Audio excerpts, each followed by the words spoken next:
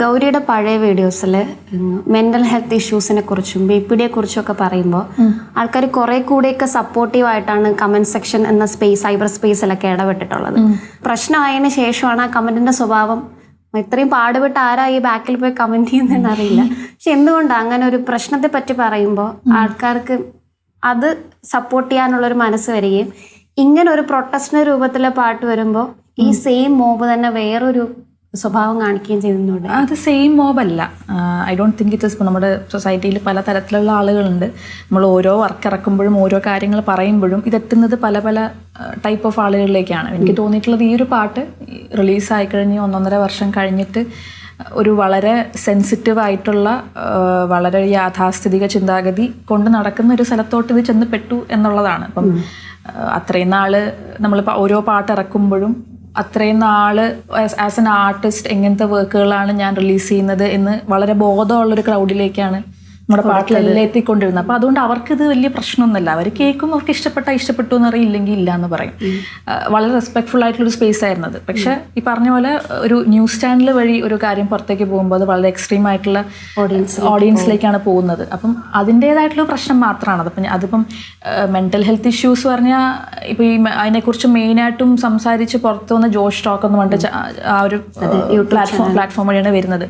അത് particularly follow ചെയ്യുന്ന ആളുകളുടെ ദുഃഖം കേൾക്കാൻ വേണ്ടി അങ്ങനെ തന്നെ അത് കേട്ട് ഓക്കെ ഞങ്ങൾക്ക് റിലേറ്റ് ചെയ്യാൻ പറ്റുന്ന ദുഃഖമാണ് എന്നുള്ള രീതിയിൽ ആശ്വസിക്കുന്ന അങ്ങനെ എങ്ങനെയൊക്കെയോ കുറെ ആളുകൾ സമാധാനപ്പെടുന്ന അങ്ങനത്തെ ഒരു ഓഡിയൻസ്, അങ്ങനത്തെ ഒരു സ്പേസ് ആണ്. എല്ലാവരും വന്ന് അവരവരുടെ പ്രശ്നം പറയുന്നു. അപ്പൊ എനിക്ക് മാത്രമല്ല പ്രശ്നമുള്ളത്. അങ്ങനെയുള്ള കുറെ ആളുകളിലേക്കാണ് അങ്ങനെയുള്ള കോൺവെർസേഷൻസ് പോയിട്ടുണ്ടെങ്കിൽ ഇത് വളരെ സെൻസിറ്റീവ് ആയിട്ടുള്ള ഒരു ക്രൗഡിലേക്ക്, ഒട്ടും കേട്ട് ശീലമില്ലാത്തൊരു ക്രൗഡിലേക്ക് എത്തിപ്പെട്ടു. അതുകൊണ്ട് അറ്റാക്ക് ചെയ്യപ്പെട്ടു എന്നുള്ളതാണ്. എന്ത് സ്ട്രാറ്റജി എന്നൊക്കെ വേർഡ് യൂസ് ചെയ്യാമെന്ന് എനിക്ക് അറിയത്തില്ല. എന്നാലും ഞാൻ ചോദിക്കാം, റിയാക്ഷൻ എങ്ങനെ റിയാക്ട് ചെയ്തിട്ടാണോ അതോ ഇഗ്നോർ ചെയ്തിട്ടാണോ ഈ ഒരു ഇഷ്യൂസിനെയൊക്കെ കടന്നു വരുന്നത് ഗൗരി ലക്ഷ്മി? ഇഗ്നോർ ചെയ്തിട്ടില്ല.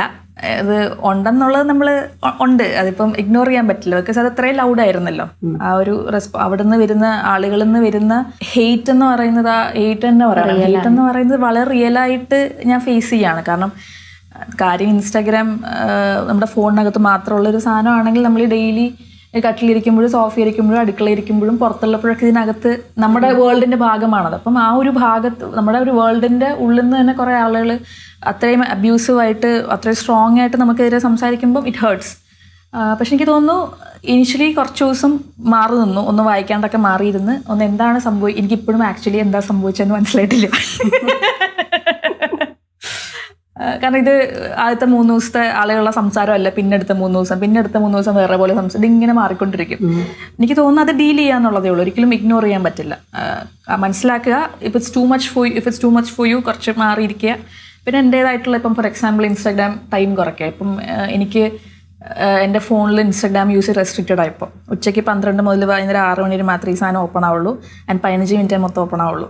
അങ്ങനെ ടൈം ലിമിറ്റൊക്കെ സെറ്റ് ചെയ്ത് വെച്ചിട്ട് അപ്പോൾ ആ സമയത്ത് എനിക്ക് ഇരുന്ന് വായിക്കാൻ പറ്റുന്ന കാര്യങ്ങൾക്ക് ലിമിറ്റ് ഉണ്ടല്ലോ. അത് മാത്രമല്ല അതൊരു കുഴിയാണ്. അതൊക്കെ വായിച്ചു തുടങ്ങി അത് ഇങ്ങനെ പോയിക്കൊണ്ടിരിക്കും. അപ്പം അങ്ങനെയുള്ള കുറച്ച് കാര്യങ്ങൾ ചെയ്ത് നമ്മൾ സ്വയം ഒരു സെൽഫ് കെയർ എന്നുള്ള പരിപാടി ചെയ്യുക എന്നുള്ളതല്ലാണ്ട് ഇഗ്നോർ ചെയ്ത് മാറിയിരിക്കാൻ പറ്റുന്ന, അല്ലെങ്കിൽ തിരിച്ച് ബഹളം വെച്ചുകൊണ്ട് നമ്മുടെ കൺട്രോളിൽ ഇല്ലാത്തൊരു കാര്യം. അപ്പം അത് ആദ്യം അക്സെപ്റ്റ് ചെയ്ത് നമ്മുടെ കാര്യം നോക്കി മാറിയിരിക്കുക എന്നുള്ളതേ ഉള്ളൂ.